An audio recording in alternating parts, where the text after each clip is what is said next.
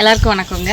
நம்ம வந்து இப்போ என்ன வீடியோ பார்க்க போகிறோன்னா, ஃபஸ்ட்டு நம்ம கோழி பண்ணை ஸ்டார்ட் பண்ணுறப்போ அந்த கோழி பண்ணையை நம்ம வந்து ஃபஸ்ட்டு பண்ணையில் வளர்க்குறோமா இல்லை தனியாக வளர்த்துறோமான்றதை வந்து முதல்ல தீர்மானிச்சுக்கணும். நாங்கள் வந்து ஃபஸ்ட்டு என்ன பண்ணோன்னா, ஒரு தனித்தனியாக கோழியை வாங்கி வளர்க்கணுன்னு தான் நாங்கள் முதல்ல நினச்சிருந்தோம். இப்போ ஒரு வருஷத்துக்கு முன்னாடி ஃபஸ்ட் டைம் நாங்கள் வந்து ஒரு கோழி வாங்கியிருந்தோம். அதை வாங்கி அடை வச்சு தான் அதிலேருந்து வந்து நாங்கள் பெருக்கி எடுத்துகிட்டு வந்தோம். ஆனால் அதுவுமே வந்து நாய் பிடிச்சிருச்சு, பாம்பு அந்த மாதிரி நிறைய தொல்லை இருந்தனால எங்களால் அதெல்லாம் வந்து ஃபுல்லாக எங்களால் கொண்டு வர முடியல. அதுலேயுமே வந்து ஒரு 4 கோழி குஞ்சு தான் எங்களுக்கு மீதி வந்து இப்போ கொஞ்சம் பெருசாக இருக்குது. ஆனால் இதுக்கு இடையில பார்த்திங்கன்னா இடையில நாங்கள் தோட்டத்துலலாம் போய் எங்கெங்கே நல்ல கோழி இருக்கோ, நமக்கு தகுந்த கோழி இருந்ததுன்னா நாங்கள் விலைக்கு வாங்கிட்டு வந்து தான் விட்டுருந்தோம். அதுவுமே ஒரு கட்டத்தில் வந்து எங்களுக்கு அந்த எல்லாமே வந்து அதாவது கூட்டத்தோட நாய்ங்க வந்து பிடிச்சனால எங்களால் எந்த கோழியுமே சரியாக காப்பாற்ற முடியல. அப்போ நாங்களும் வெளியில் போனனால வேலியும் கரெக்டான இது இல்லை. இப்போ தான் வந்து இந்த வேலி எல்லாமே இப்போ தான் நாங்கள் போட்டிருக்கோம்.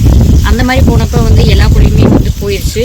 அப்பயும் பயங்கரமான நஷ்டத்தில் தான் இருந்தோம். இருந்தாலும் நாங்கள் வந்து 2 பேருமே மனசு விடாமல் மறுபடியும் வந்து என்ன பண்ணணும் அப்படின்னா, எங்கள் கோழி நல்லா இருக்குன்னு தேடி பிடிச்சி மறுபடியும் நாங்கள் வாங்கிட்டு வந்து தான் விட்டோம்.